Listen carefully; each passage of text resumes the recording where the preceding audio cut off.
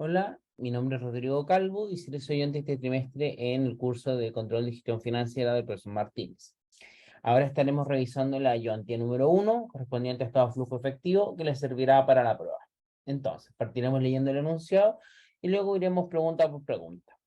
Ayudantía 1, ejercicio 1. Salmones Magallánicos S.A. o Salmonasa es una firma dedicada al cultivo de salmónidos, salmones y truchas que explota toda la cadena productiva desde el nacimiento hasta el faenamiento y empaquetado, pasando por las etapas de crecimiento, reproducción y desovación. Mediante una rígida política de costos mínimos, ha logrado sobrevivir al virus ISA, mientras varios de sus competidores han tenido que fusionarse, solicitar la quiebra y hacer aumentos de capital para rescatar negocios con deplorables situaciones financieras.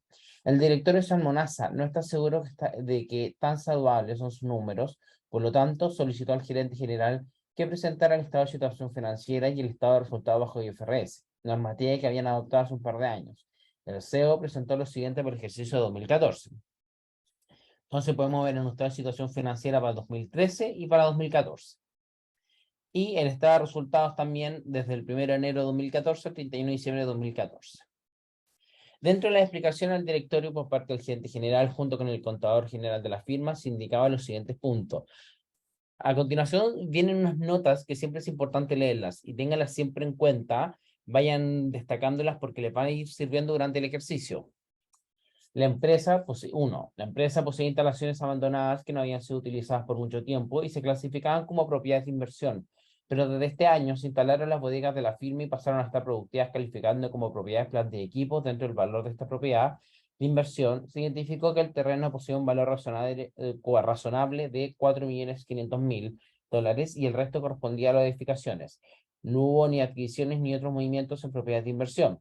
Las máquinas procesadoras ya habían cumplido su vida útil económica y dado que renovarían los equipos en 2015, a finales del 2014, se decidieron a venderlas con la consiguiente pérdida registrada en resultados. El valor del libro bruto de dicha máquina era de 135 millones,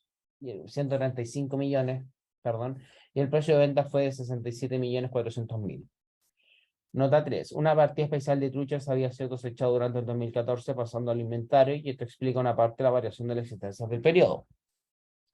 4. La política de la empresa es comprar algunas sodas de salmón para generar nuevas especies, además de considerar el crecimiento de la producción de los actuales peces. En este aspecto, el resultado se ve la variación en fair value. Los activos de los nuevos peces conseguidos de la producción al 31 de diciembre de 2014 representaron un valor de 50 millones.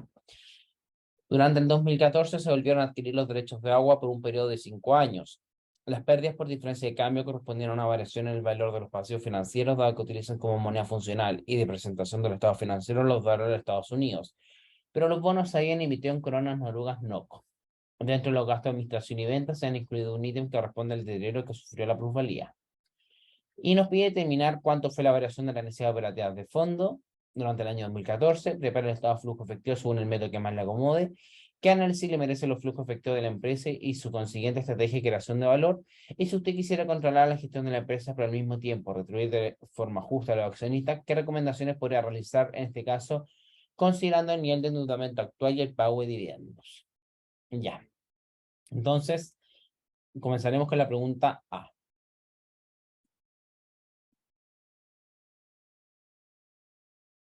Ya, entonces la letra A nos pedía calcular cuántos fueron las NOV del año 2014.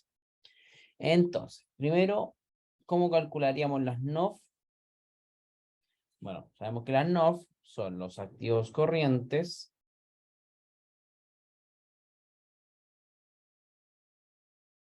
menos los recursos espontáneos.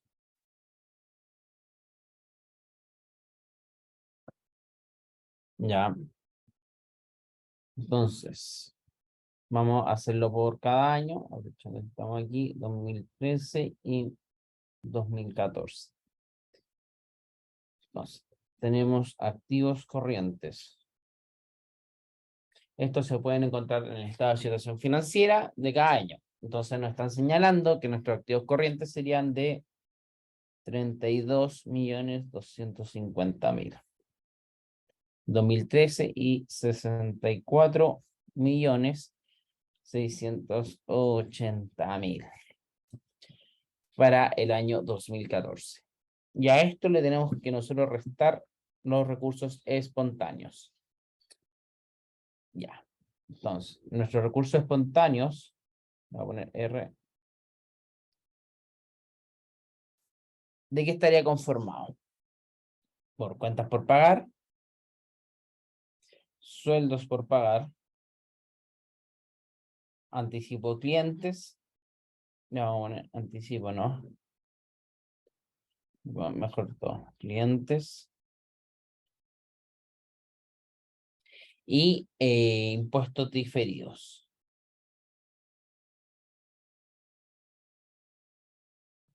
¿Por qué no se considera, por ejemplo, las deudas? Porque eso nos genera un costo, o sea, esto tiene una tasa asociada, nosotros tendríamos que pagar una tasa de interés. Además de que bueno, las deudas tanto de corto plazo como de largo plazo no van tan ligadas a la operación.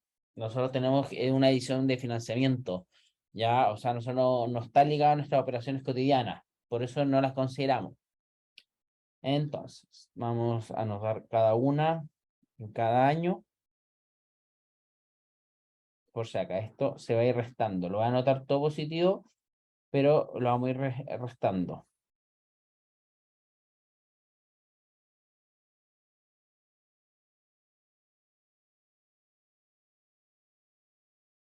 Impuestos diferidos por último. Que esto nos daría un total de 66.060.000 para el año 2003. Y para el año 2014 los valores serían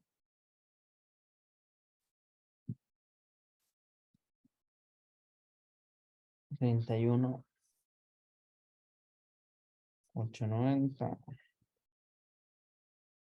5.470, 29.220 y 4.300.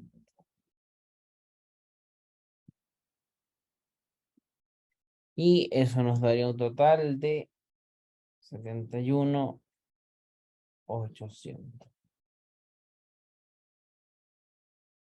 Por lo tanto, las NOF de 2013 y 2014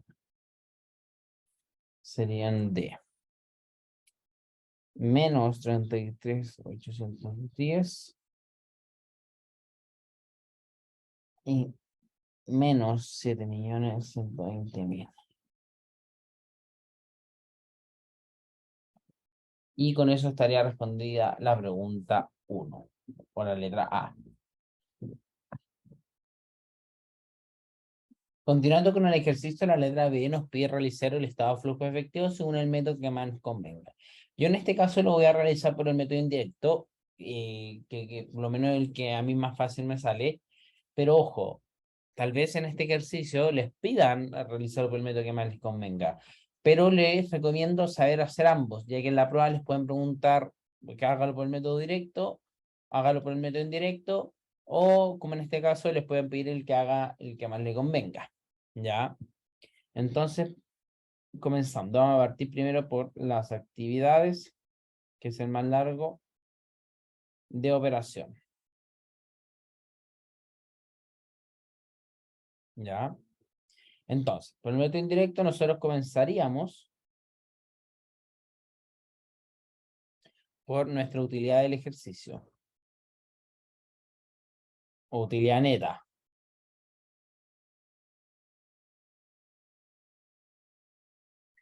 Que esta la podemos encontrar en el estado de resultados, que eran 29.106.000. Y a esta utilidad nosotros les vamos a ir sacando todo lo que no es una salida de caja. Entonces, para esto, vamos a ir del estado de resultados de abajo hacia arriba, para ir desconstruyendo primero, partiendo por ahí, para ir sacando todo lo que no es una salida de caja.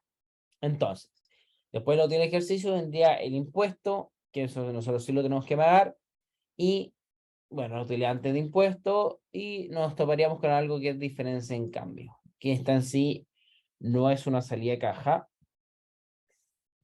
Por lo tanto, tenemos que sacarla. En el estado de resultado estaba negativo, era una pérdida por diferencia en cambio. Por lo tanto, en este caso nosotros lo tenemos que anotar positivo.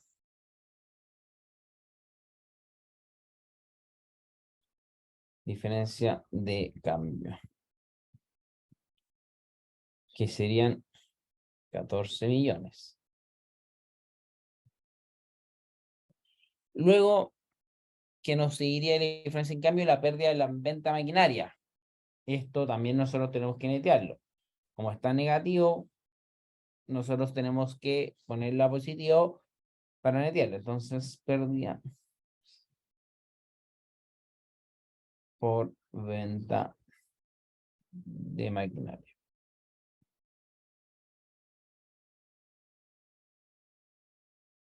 De 17.600.000.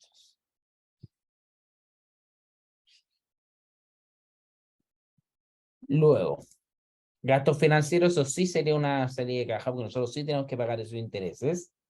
Los gastos de administración y venta sí sería también una salida de cajas, porque nosotros tenemos que pagar esos gastos, y después vendría la variación en fair value en activos biológicos.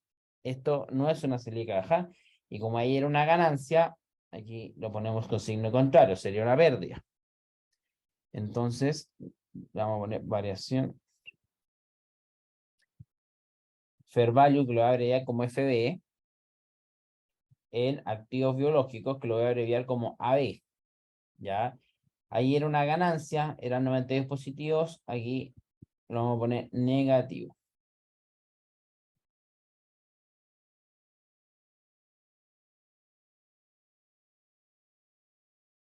Luego, ya reconstruimos ya sacamos todo lo que no era una salida de caja del estado de resultados. ¿Qué más no podría, qué más no podría ser una salida de caja? Cosas típicas serían como la plusvalía, la depreciación, la amortización, que esa la encontramos directamente en el estado de situación financiera. Entonces, partamos por la plusvalía, ya que es lo que tenemos más a la mano. Entonces, vamos a ir haciendo acá al lado.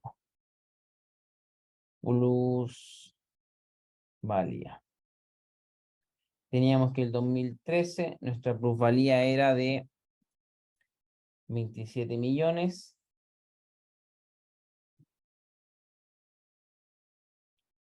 Y el 2014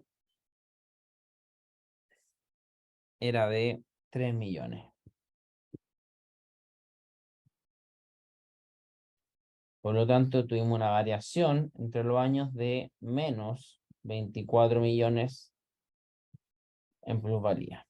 Y eso es lo que nosotros tendríamos que anotar para sacarla. Entonces, si era una pérdida, nos lo vamos a poner aquí positivo. Entonces, es pérdida. En sí, esta plusvalía se deterioró. Se le puede haber hecho una prueba de deterioro y por eso bajó su valor. Por deterioro plusvalía. Dijimos que eran menos 24, por lo tanto aquí van a ser 24 millones. Luego, vamos viendo lo que es la depreciación. Gastos por depreciación. Aún no le voy a poner el signo, porque nosotros tenemos que descubrir cuánto es este gasto por depreciación. ¿Ya? En sí no lo tenemos, no es llegar y hacer lo mismo que nosotros estábamos haciendo de restar las depreciaciones de año a año para ver cuánto bajó o aumentó, ¿ya? Porque se puede haber comprado una máquina o se pudo haber vendido una máquina, ¿ya? Por eso no podemos llegar y hacerlo. De hecho, en la nota 2 nos menciona, las máquinas procesadoras ya habían cumplido su vida útil económica y dado que renovaría los equipos en 2015, a finales de 2014 se hicieron a venderlas, con la consiguiente pérdida registrada en resultados. El valor en libros brutos costó la adquisición de dicha máquina era de 135 millones y el precio de venta fue de 67.400.000. ¿Ya?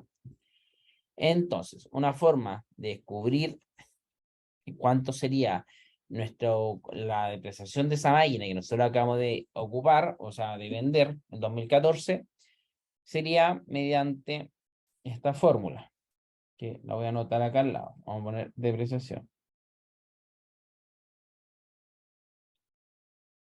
Entonces, nuestro costo, perdón, puse una C, una G, costo de adquisición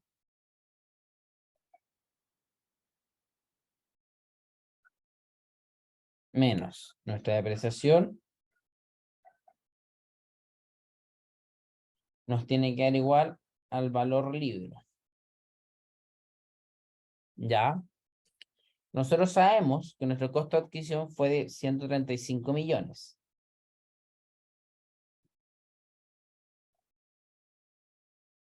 ¿Ya? No sabemos la depreciación, esta es la que queremos descubrir, y tampoco tenemos el valor libro. Pero el valor libro se puede obtener mediante esta fórmula, que si nosotros tomamos el precio de la venta de la maquinaria, o le voy a poner máquina, le restamos el valor libro, nos debe dar lo que nosotros hayamos ganado de ganancia o pérdida por la venta, ¿no es cierto? Entonces, según el estado de resultado, nosotros sabemos que tuvo una pérdida de 17.600.000. Y sabemos que la máquina se compró por 67.400.000. Por lo tanto, tenemos que descubrir esta X, que si nosotros le sumamos 17.600 a 67.400, nos da que el valor libro es de 85 millones. Por lo que ahora nosotros podemos descubrir esta D, que serían los 135 menos la depreciación, nos tiene que dar 85 millones. Por lo tanto, la depreciación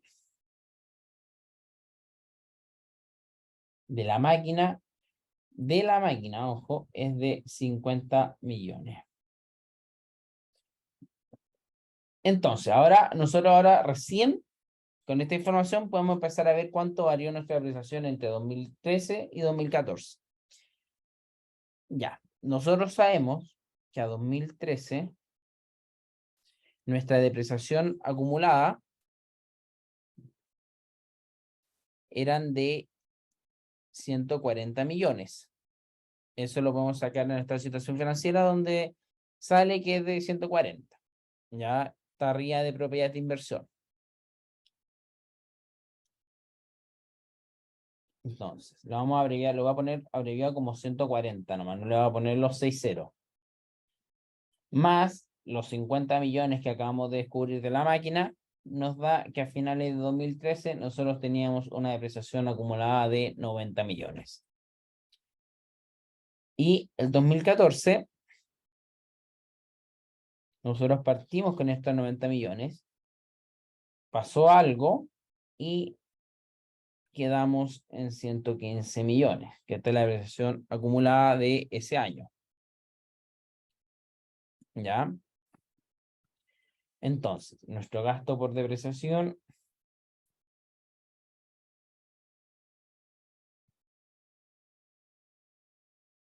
fue de 25 millones. Que eso es lo que iría acá arriba.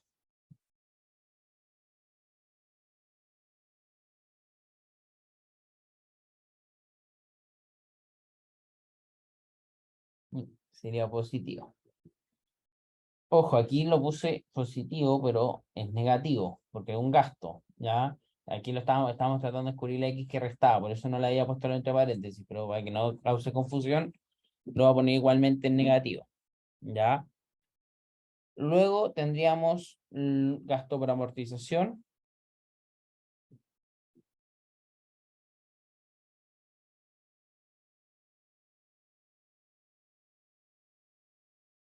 que aquí sí podemos hacer lo que veníamos haciendo de las variaciones. Entonces tendríamos gastos por amortización. Tomamos amortización acumulada. Lo voy a abreviar así. De 2013 que era 101 y 2014 que era 114. Nos da una variación de 13 millones. Negativo. Por lo tanto, esto es positivo y serían 13 millones. Luego, que ya sacamos todas esas cosas que no son salidas de caja, que son las más comunes, podemos comenzar ya a sacar todas las diferencias del estado, situación financiera entre las cuentas, de los activos y de los pasivos. Entonces, tendríamos, primero partiríamos por los activos, variación de las cuentas por cobrar, que sería, bueno, esto es y ya ir restando de, por ejemplo, de las cuentas por cobrar sería 14.690.000 menos los 8.500.000, nos daría nuestra variación de cuentas por cobrar de 6.190.000.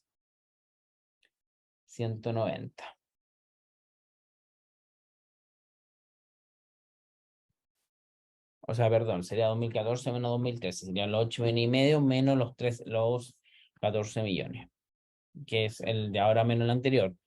Lo mismo pasa para las existencias.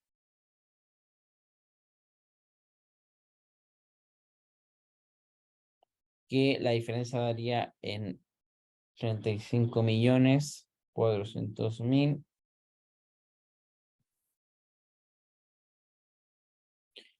Después iríamos los anticipos proveedores en el lado de los pasivos.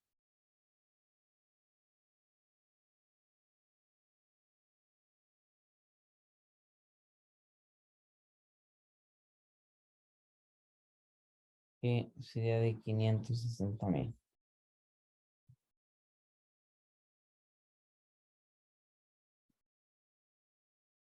El impuesto por recuperar.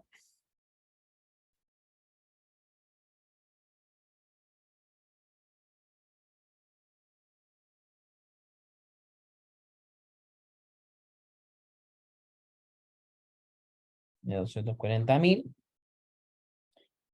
La variación de las cuentas por pagar. El cuadrimil es 250.000. Los sueldos por pagar.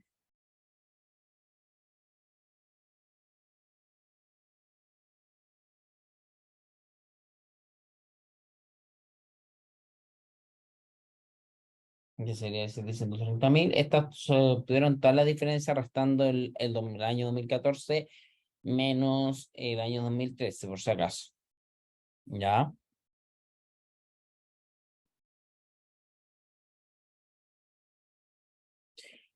Y ojo que en los pasivos, como aumentan, irían negativo, por lo tanto, la reversa sería exactamente el valor que es. Entonces, por ejemplo, los pasivos cuando aumentaba, nosotros los colocábamos en negativo, en los activos, perdón, en los pasivos se anota tal cual. O sea, si la variación era positiva, se mantiene positivo. Ya, íbamos en sueldo por pagar, anticipo clientes.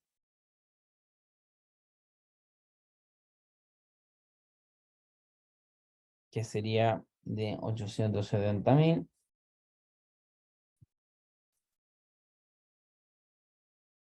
Impuestos diferidos.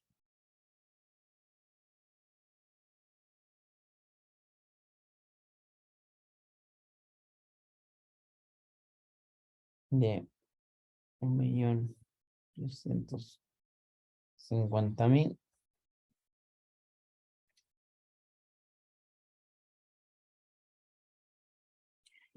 Y por último, nos mencionan en las notas, en la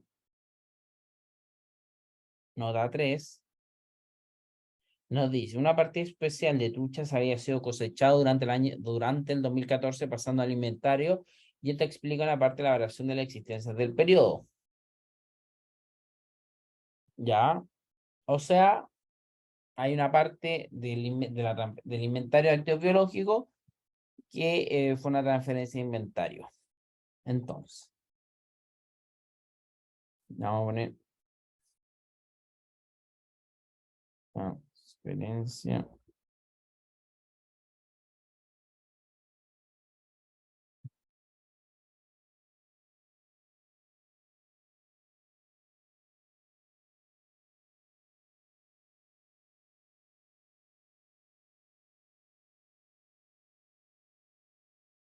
Entonces, primero nos decían que era de activo biológico.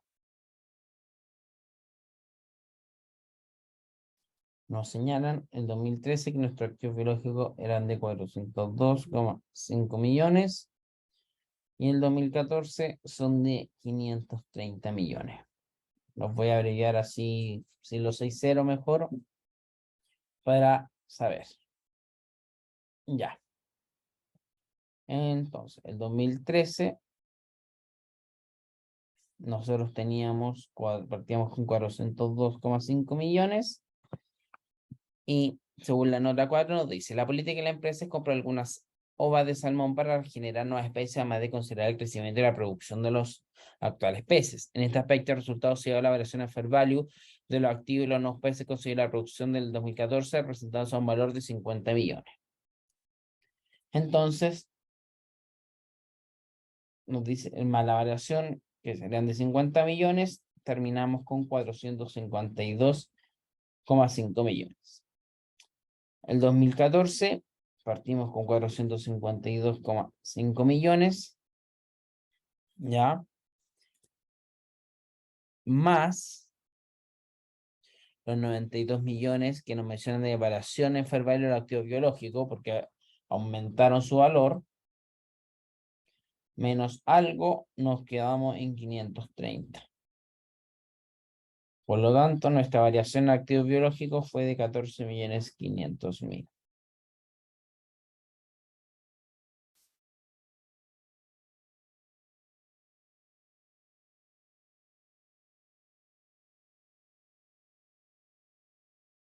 Y con eso ya podemos terminar nuestro flujo de caja operacional. Que sumando restando nos queda en 21.416.000.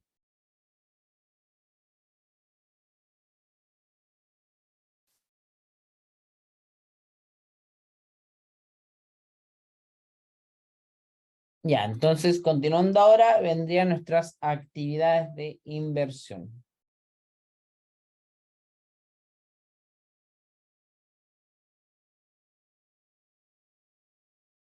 Ya. Entonces, aquí tenemos que colocar todo lo que sea una inversión. Por ejemplo, terreno, edificio, maquinaria y todo lo que no hayas mencionado.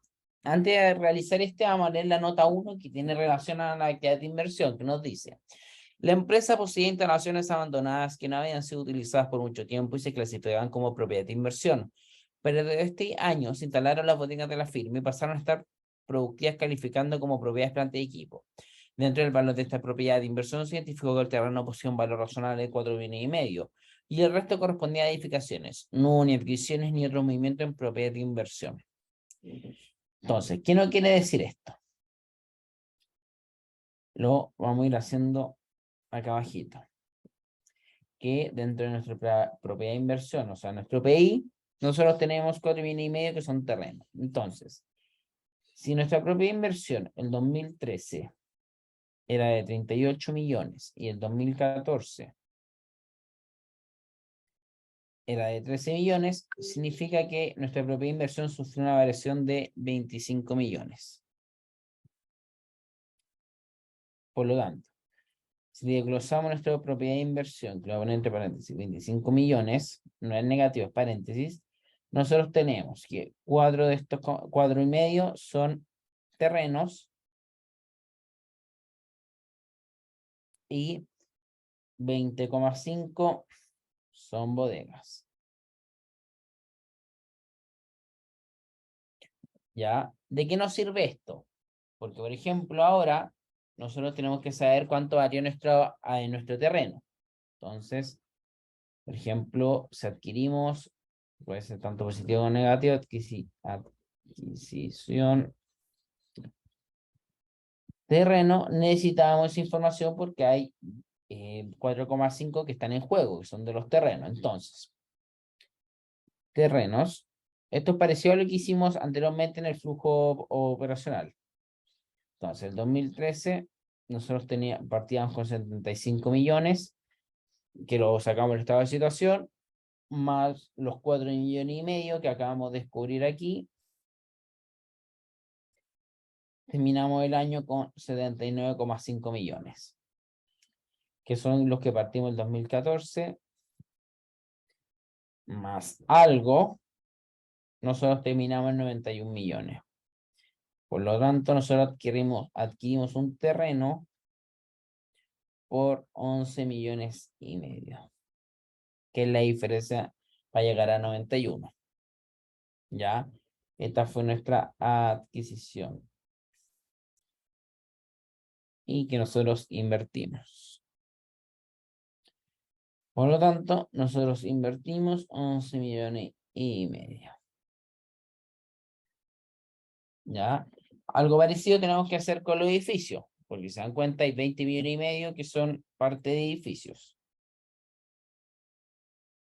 Entonces, en 2013, nosotros partimos con 84 millones, más los 20,5 que descubrimos antes, quedamos en 104,5 millones. En 2014, de los 104,5 millones, más algo, nosotros quedamos con 141,2 millones. Por lo tanto, nuestra X o nuestra adquisición de edificios sería de 36,700,000. Entonces, nosotros tuvimos una adquisición de edificio.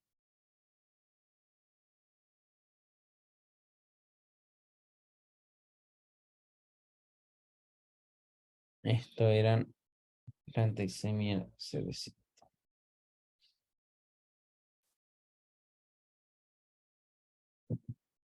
Luego, ¿qué más tendríamos? Por ejemplo, maquinaria. También se invierte harto.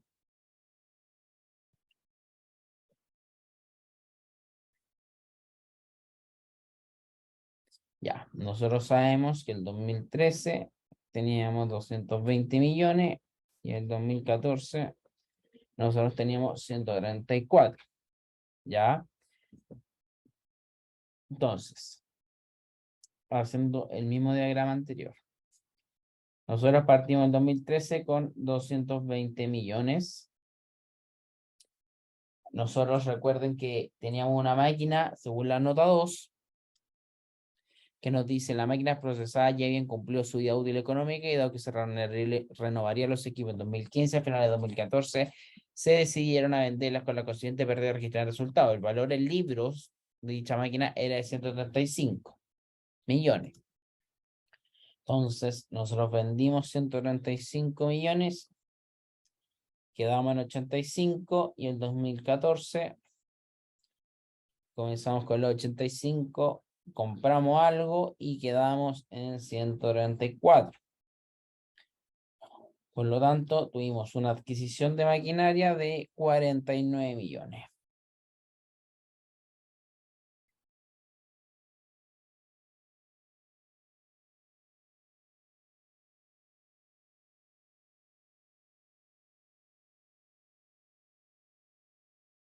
La variabilidad como MAC de 49 millones.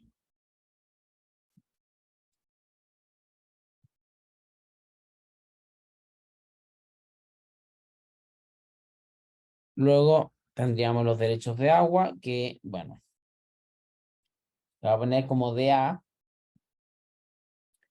Sabemos que el 2013 eran de 125 millones. El 2014 eran de 146 millones. Por lo tanto, la variación de derechos de agua fue de 21 millones.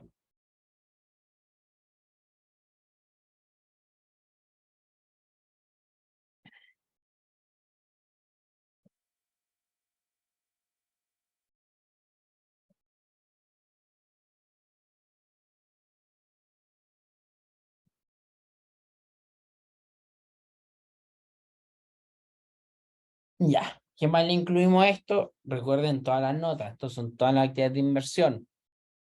Recuerden que nosotros vendimos una máquina, por lo tanto tenemos venta de maquinaria,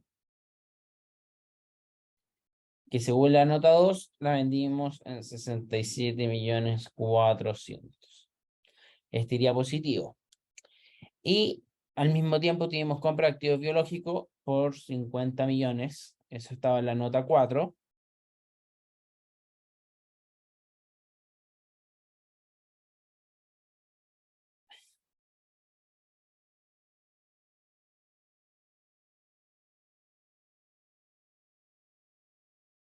Los de 50 millones. Entonces, ahora estamos listos para calcular nuestro flujo de caja de inversión, que nos quedaría en 100.800.000.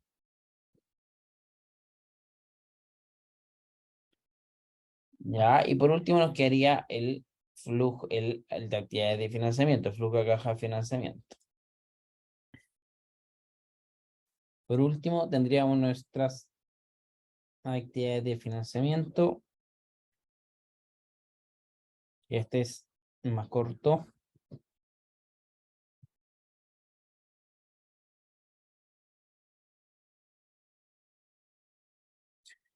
¿Dónde? ¿Qué vemos primero con nuestra actividad de financiamiento? Lo que es la deuda de largo y corto plazo. Entonces, amortización,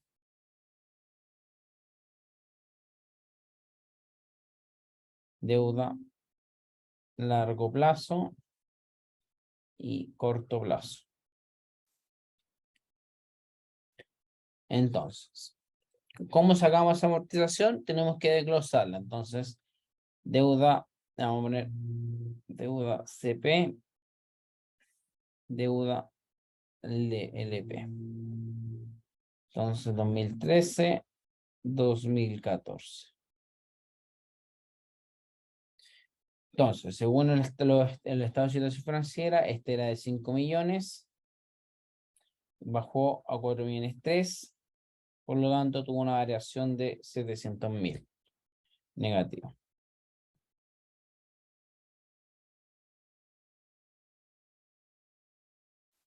Luego este era de 311, pasó a 298 y quedó en 13 millones negativo. Lo que pensaríamos que hasta ahí está listo, pero no.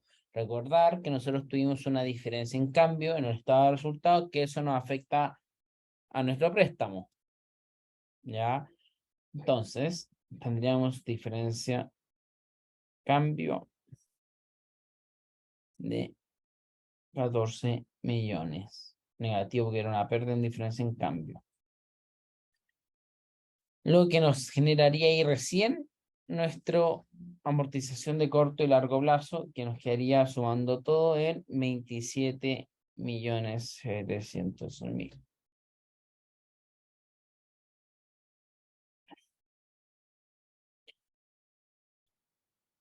Lo voy a anotar como 27,7 porque no me da espacio para al lado.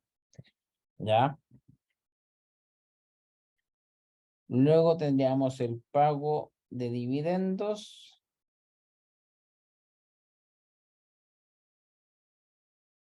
que es parecido a lo que hicimos y, o sea, restando diferencia. ¿Ya? ¿Cómo sabemos cuánto dividendo se pagó? Nosotros el 2013 Partimos con las ganancias acumuladas.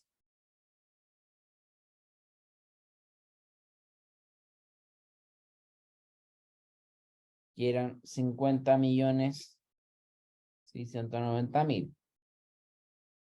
A eso nosotros le sumamos nuestra utilidad de 2014. Nos quedaría en 29.106.000, que es lo que aparece en este resultado, menos el pago de dividendos,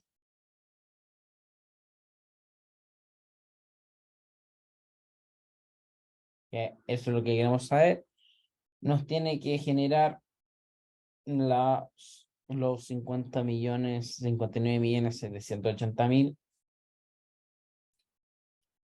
que salen en el estado de situación.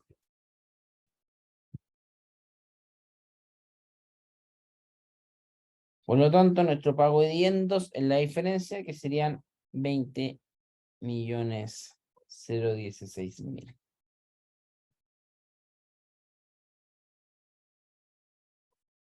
¿Y qué más diría nuestra actividad de financiamiento? Nuestro aumento de capital.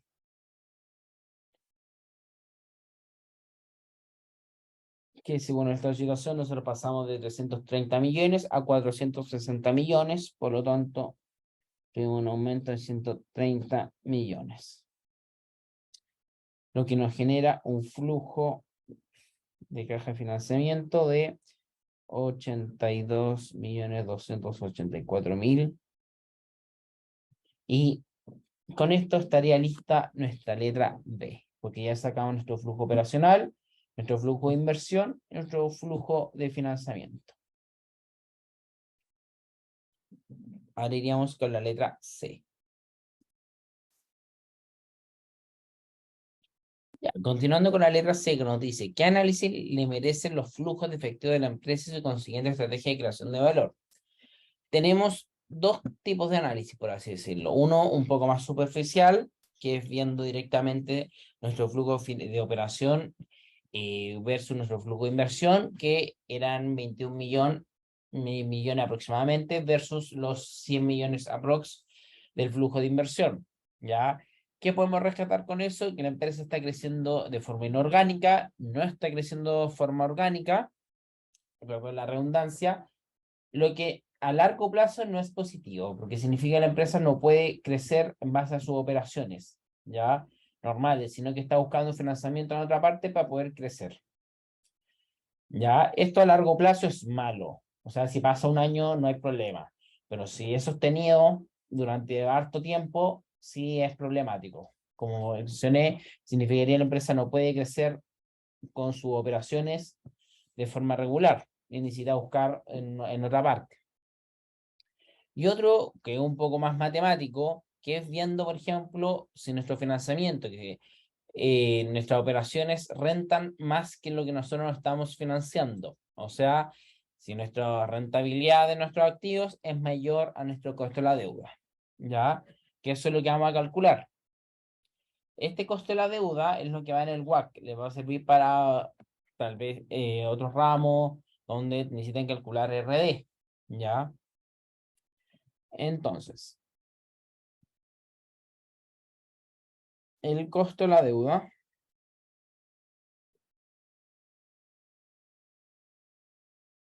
serían los gastos financieros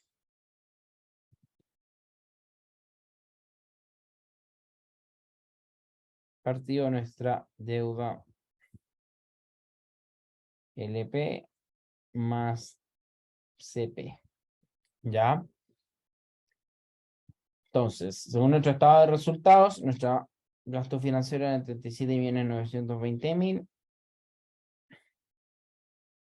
Y sabemos, según nuestra situación, que nuestra deuda, perdón, esta era la de corto plazo, va a mantener el mismo orden de 5 millones más 311 millones.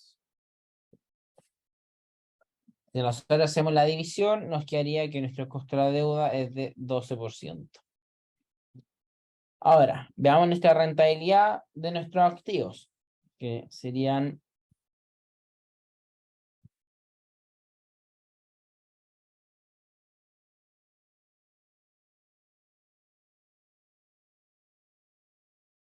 ¿qué sería? Nuestro FCO partido los activos totales.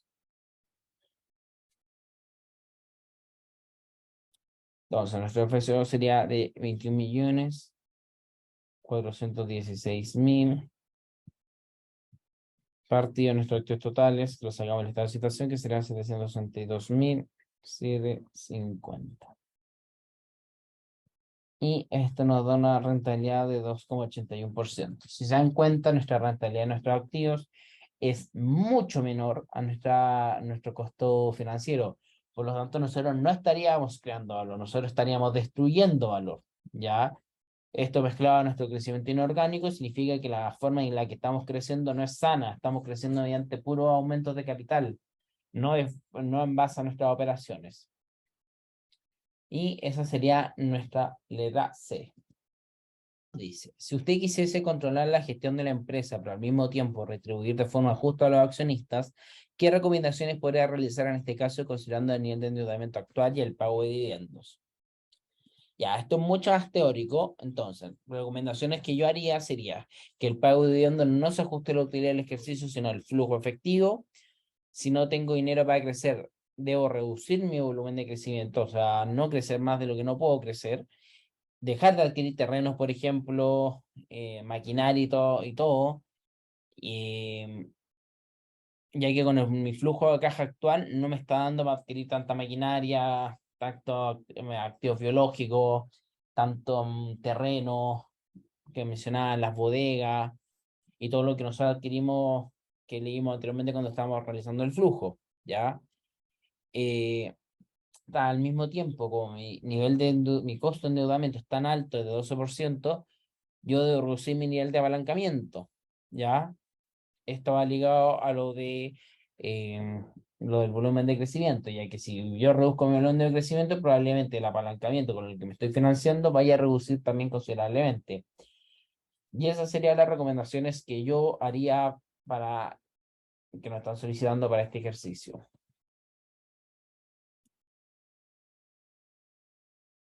Ya, vamos a esta última parte de la ayudantía, que serían aproximadamente unas 12 preguntas de alternativa.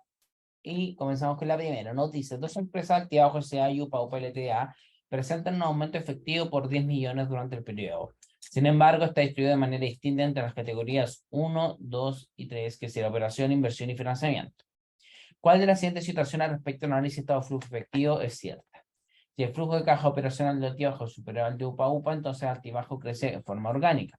No tenemos cómo diferenciarlo, porque sabemos que la forma de saber si está creciendo de forma orgánica o inorgánica es comparar el flujo de caja operacional con el de inversión.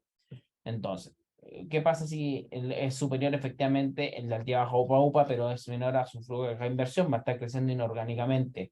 No tenemos cómo saberla, ¿ya? Porque nos falta información. Además, no necesariamente porque uno sea mayor al otro, como mencioné, va a ser de forma orgánica, ya se tiene que operar de forma propia. Luego, la B, si el flujo de caja operacional del altibajo es inferior al de UPA-UPA, entonces crece de forma inorgánica. Es lo mismo que la A, no tenemos cómo saberlo. Si ambas tienen un flujo de caja operacional que es inferior al flujo de caja de inversión, entonces ambas crecen inorgánicamente. Esa es verdadera. Sería la letra C, ¿ya? D, por si acaso la voy a leer, si ambas tienen un flujo de caja operacional que es superior al de flujo de caja de inversión, entonces ambas crecen inorgánicamente. Falso, sería al revés, sería de forma orgánica. Y no es posible afirmar nada sin conocer el detallado flujo efectivo. No, porque ya sabemos que la C sí se puede inferir, ¿ya? Entonces, la respuesta de la 1 sería la letra C. Pregunta 2. De acuerdo a la NIC 7, norma que rige el tratamiento efectivo y lo equivalente efectivo para IFRS, los dividendos pagados por una compañía se podrían clasificar en operación, financiamiento e inversión.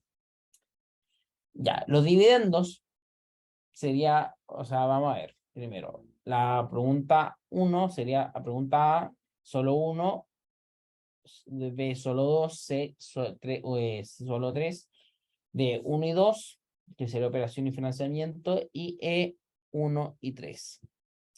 Aquí sería la D, 1 y 2, operación y financiamiento. ¿Por qué? Porque por lo menos acá en Chile los dividendos se tienen que repartir, ¿ya? Por lo tanto, puede ser visto como parte de las operaciones, porque las empresas tienen que hacerlo, ¿ya? ¿Y por qué financiamiento? Porque las empresas se pueden financiar con patrimonio como con deuda, ¿ya? Ya sabemos que los dividendos son parte del patrimonio, ¿ya? Eh, por lo tanto, por eso sería la 1 y la 2. Pregunta 3. Pago de deuda de corto plazo se debiese clasificar en actividades operacionales porque es pasivo corriente, actividades de financiamiento porque es un pasivo corriente costoso, actividades de operaciones porque la empresa no la mantendría permanentemente y actividades de financiamiento porque es una entrada interna de efectivo. Ya, sabemos que la A no es porque la deuda a corto plazo no es parte de las operaciones, ¿ya? Y la mencionaba anteriormente, ¿por qué no es parte de las operaciones? Porque es una decisión de financiamiento. ¿Por qué? Porque tiene un costo, ¿ya? Por lo tanto, no estaría, eso es una pista va a ser que la letra B, actividad de financiamiento porque son un pasivo corriente costoso, porque tiene ligado una tasa de interés. Por lo tanto, sería la letra B. Y por último, de esta parte, la pregunta 4, para realizar este flujo efectivo por el método directo EFET se necesita el estado de situación financiera, el estado de resultado integral, la nota de los estados financieros y el estado de cambio del patrimonio neto. Las letras serían solo 1, solo 2, 1 y 3, 1, 2 y 3, 1, 2 y 4. ¿Ya? En este caso sería 1, 2 y 3. El estado de cambio de patrimonio neto no es necesario, pero las notas de los estados financieros sí son necesarias. ¿Por qué? Porque nos ayudan a entender el contexto de la empresa, ¿ya? Nos permite entender los cambios que se están realizando. Por lo tanto, de hecho, las ocupaban en el ejercicio en las notas que notaban. Las notas nos permiten entender mejor qué está pasando o qué ocurrió, ¿ya? Así que por eso sería la 1, 2 y 3, que sería la letra D.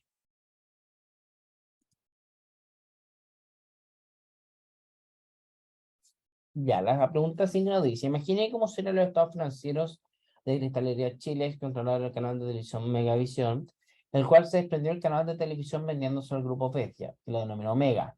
El año 2012, el margen bruto de Cristalería Chile fue aproximadamente 68.000 millones. La utilidad operacional de 21.000 millones, la ganancia de impuestos de 22.000 millones y el resultado procedente de las operaciones continuadas de 16.000 millones y la utilidad del ejercicio de 46.000 millones. ¿Cuál de las siguientes situaciones es posible y tecnología empresarial?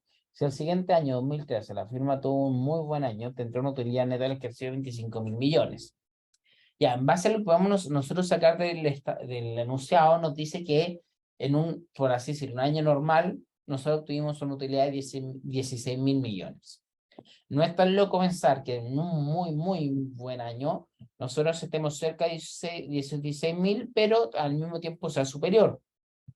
Entonces no es tan loco pensar que podamos llegar a 25.000 millones, ¿ya?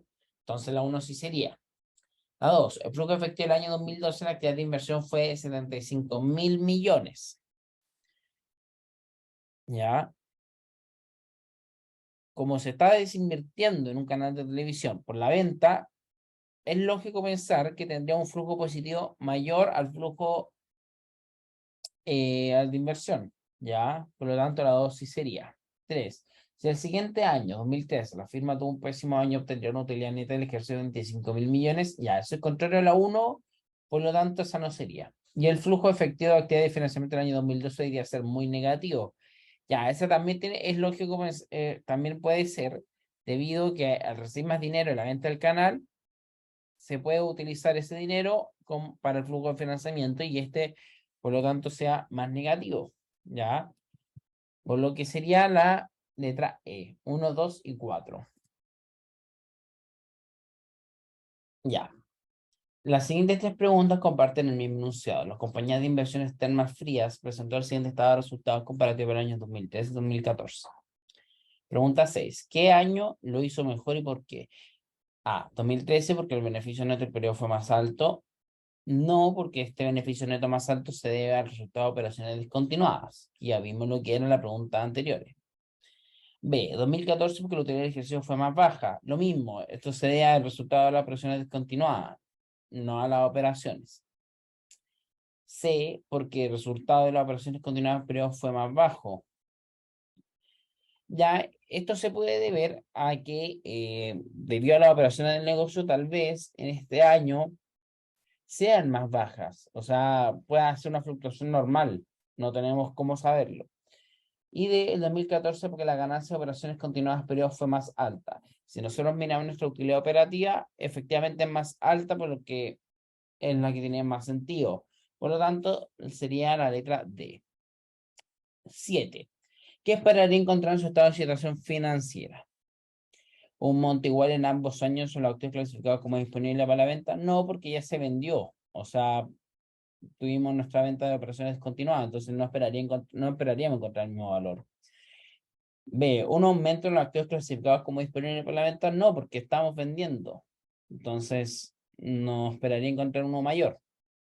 Una disminución en los activos clasificados como disponibles para la venta es efectivamente lo que pasó, porque por la venta sí hubo una disminución. Por lo tanto, sería la letra C. La 8 nos dice, si usted fuese director de esta firma y tuviese que hacer el control de gestión externo por no estar involucrado en las operaciones de día a día de la empresa, ¿cuál de las siguientes situaciones no le sorprendería respecto al estado flujo de efectivo en valor absoluto? Ya, entonces, que el flujo de caja operacional sea mayor al de inversión, yo no lo esperaría, ya que como nos estamos deshaciendo de algo que tiene bastante valor, se puede entender que el flujo de inversión sea bastante alto en valor absoluto, ya, como lo que pasó con Cristalería Chile en las preguntas anteriores. Por lo tanto, en valor absoluto, yo esperaría que mi flujo de caja de inversión sea mucho mayor a mi flujo de caja operacional. Por lo tanto, sería la letra B. 4 preguntas comparten el mismo enunciado. A continuación se presenta el estudio del diario digital El Pulso que apareció el 31 de enero del 2014 respecto a los directores de la empresa IPSA e EPA en Chile. Ya, aquí están los gráficos que nos mencionan. Pregunta 9. En el área de gobiernos corporativos directores, el interlocking se entiende como la práctica reiterada de que los directores se repitan en empresas filiales, que a veces podrían ser además competidores en un mismo sector económico. La eliminación del interlocking en filiales y otras empresas obviamente genera un mayor costo para las compañías, pero también tiene beneficios, porque es dañino desde el punto de vista de control de gestión del interlocking. ¿Y cuál es el beneficio de eliminarlo? A. Empresas como CGE, Copec y Triegas controladoras de Metrogas designan directores en esta filial, pero al mismo tiempo todos compiten en el sector energético. Y de eliminarse, por eliminarse prácticas anticompetencias como la colusión, cartelización o monopolización. Hacer interlocking no es dañino, más bien disminuye los costos pagados a los directores por economías de escala y en consecuencia aumenta el flujo de caja dirigido a los accionistas. C. La reputación de los directores empeora cuando tienen demasiados directorios, en consecuencia baja el precio de la acción, lo que eliminarse el interlocking disminuiría el costo de capital propio para estas empresas. El interlocking solo tiene beneficio, no la especialización de los directores, que son buenos, así tenían a más comités específicos y esto a largo plazo aumentaría el flujo de caja de una compañía sin ningún conflicto de interés. Ya. Bueno, el interlocking, como se mencionó, es la práctica de tener un director en varias empresas. ¿Ya? Y esto es dañino para las empresas. Por lo tanto, todas las que sean las alternativas que mencionan un beneficio se descartan porque es dañino para los consumidores. ¿Ya? ¿Por qué? Porque aumenta las prácticas de colusión, de cartelización o monopolización. Y si, bueno, y también es dañino para las propias empresas, porque si una empresa que está haciendo monopolización sale a la luz esto, es demasiado dañino para esa empresa. Lo que va a pasar, las multas, la parte social y todo lo que genera una colusión, ¿ya? Bueno, el interlocking además genera conflictos de interés, ya que si yo soy director de una empresa de un mismo rubro, varias empresas del mismo rubro, no voy a querer tomar una medida que empeore a una, ya generando conflicto de interés. En base a esto, la alternativa correcta sería la A, ¿ya? Pregunta 10. ¿Qué problema de control de gestión podría darse si los directores fueran los mismos en demasiadas industrias? Los holdings que tienen portafolios de inversiones diversificados a través de varias industrias ahorrarían una cantidad importante de costos. B. Tendrían conflicto de interés por tener que tomar decisiones en firmas rivales. C. Dado que son representantes de los controladores, son de los mismos accionistas y controladores que son directores, tendrían que ir su esfuerzo en defender sus intereses en cada industria. D. Mientras más directores independientes, aquellos que habitualmente son elegidos por la AFP y gozan de prestigio porque no hay ningún lazo emocional de amistad o parentesco con los accionistas que lo eligieron, conforme los comités directores menos ganas tendrían a defender los intereses de todos los grupos de interés. El registro de directores con los años ha tenido menos candidatos posible. El universo de directores que ha quedado solo considera los mejores, por tanto, son intachables, personas que no tendrían ningún problema con control de gestión. Ya, como mencionamos, sí existirían conflictos de interés por parte del interlocking. Como vimos, si yo soy director de la empresa A y al mismo tiempo la empresa B y tengo que tomar una medida que pueda perjudicar a la empresa B, muy probablemente no la voy a tomar, ya, porque no voy a querer perjudicar a otra empresa en la que yo también soy director. Entonces, en este caso sería la letra B. Sí existirían los conflictos, tendríamos conflictos de interés por tener que tomar decisiones en firmas rivales, ya. La pregunta 12. La alta concentración de carreras como ingeniería comercial, ingeniería civil industrial, leyes y empresarios. A. Aumenta la probabilidad de que estos conformen los comités técnicos más importantes de cada una de las industrias donde operan las compañías. Falso, ya que los directorios son personas del mismo rubro. Por ejemplo, en la minería, los directores probablemente muchos pertenezcan a ese rubro, o sea, obviamente puede haber un ingeniero comercial, un ingeniero civil, pero probablemente exista mucha cantidad de personas de ese mismo rubro porque es algo muy especializado, ¿ya? B. Disminuye la probabilidad de que tengan que contratar asesores para asistirlos a los temas técnicos y específicos de la industria y disminuir el flujo de caja libre de la firma. Ya, si son todos ingenieros comerciales en una industria que son muy especializadas, como no sé, como mencionamos, la minería, industria ligada a la agricultura, especialmente a la exportación, se va a tener que contratar a alguien especializado, eh, y esto va a ir aumentando la probabilidad entre más gente que menos sepa el rubro haya, ¿ya? Por lo tanto, no va a disminuir la probabilidad, va a aumentar la probabilidad. C. Aumenta el número de comités que puedan integrar cada uno de los directores y esto genera economías de escala beneficiosas para la compañía. Bueno, lo ideal de un directorio es que haya distintas competencias, ¿ya? Para tener una diversificación de los conocimientos. D. Aumenta la probabilidad de que los trabajadores tengan representación en el directorio de la compañía por ser especialistas técnicos de cada sector económico, generando un beneficio a considerar a todos los grupos de interés y no solo a los accionistas. Eso generalmente no ocurre. Generalmente las asesorías se suelen externalizar la que solicitan los directores. Entonces, la D tampoco sería, ya que siempre no se estaría utilizando personal propio, generalmente siempre se externaliza. Por lo tanto, sería la letra E. Y con esto daríamos por terminada nuestra ayudantía 1, que quedó un poco larga, pero cualquier duda o consulta, escríbanme el correo, no hay ningún problema.